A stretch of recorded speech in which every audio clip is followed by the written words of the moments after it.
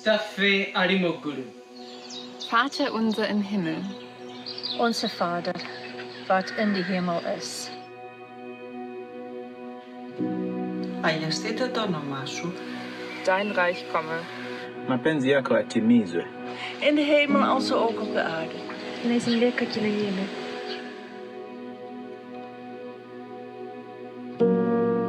Gi oss idag vårt dagliga bröd. 우리가 우리에게 죄 지은 자를 사여 준 것 같이 Și ne iartă nouă greșelile noastre. En leid ons niet in verzoeking. 救我们脱离凶恶。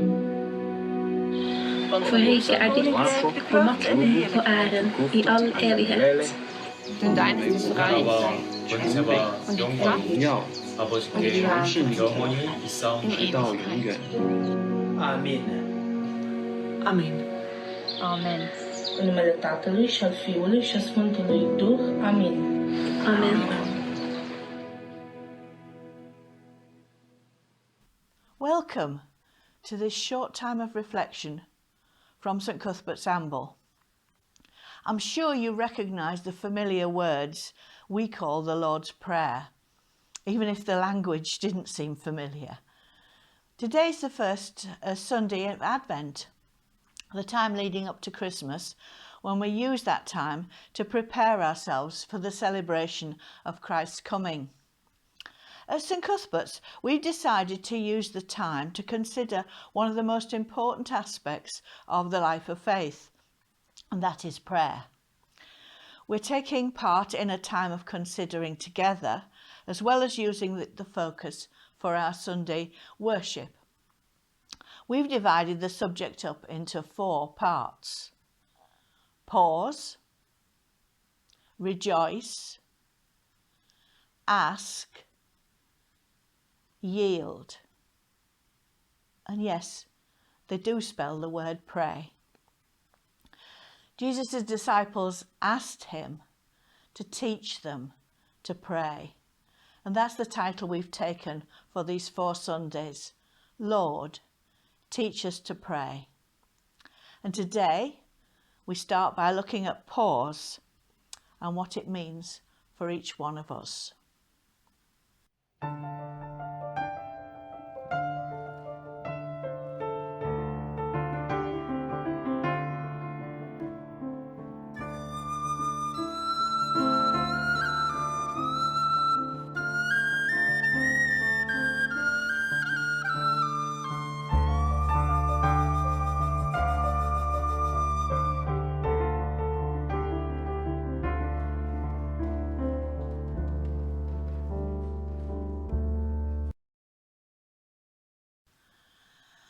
Lord, teach us to pray. What does that mean for each one of us? Well, first of all, I think it means about this pause, about stopping and just making space and time within ourselves to meet with God, to know His presence, to know that He's there, to spend time with Him. Jesus did it. That Bible reading we just saw tells us how He went alone to a quiet place to pray. And it often tells us in the Bible that He did that. It was obviously something that He regularly did. It says very early in the morning, but I'm sure any time of day is suitable for meeting with God. Making a space to be with God. We have very busy lives, all of us, and in our busy lives sometimes it is difficult to make space for all kinds of things. Making a space. The psalmist says, be still. In that psalm he says, be still and know that I am God. And that's about finding a place and a time to be still. And be still doesn't mean don't move. You can be still inside, meeting with God, walking, sitting, wherever you happen to be. It's not just a space physically, it's a space within. And it's about being alone. I can sit in an empty room and I know God is there, but I also seem to bring an awful lot of people with me in my head. And it's about leaving those people behind for a while and really being alone with God in that space of pausing. Silence is very easy for some people. They love it, they enjoy it. It's very, very hard for other people, and I know this because I'm one of those people who find silence quite difficult. And I've had to work over the years at how I find time to be with God in silence, because silence is not always a comfortable place for me to be. We all have very busy lives, and it's very easy for us to say, well, I'm far too busy to pause and to spend that time with God. But let me tell you a little story.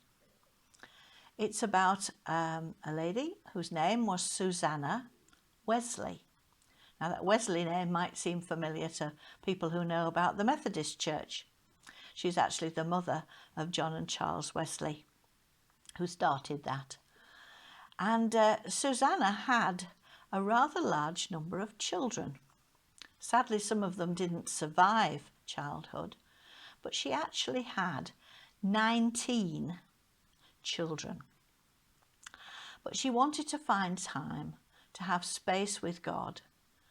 And so she told her family that when she put her apron over her head, that was her time to pray, and no one was to disturb her. And she must have had a good firm hand with those children, because they didn't. And that shows, doesn't it, that we don't have to be some kind of super spiritual person or somebody who's got nothing else to do but pray. We can all make a time and a space. A few years ago, I discovered a lovely prayer, and I want to share it with you. And it goes like this.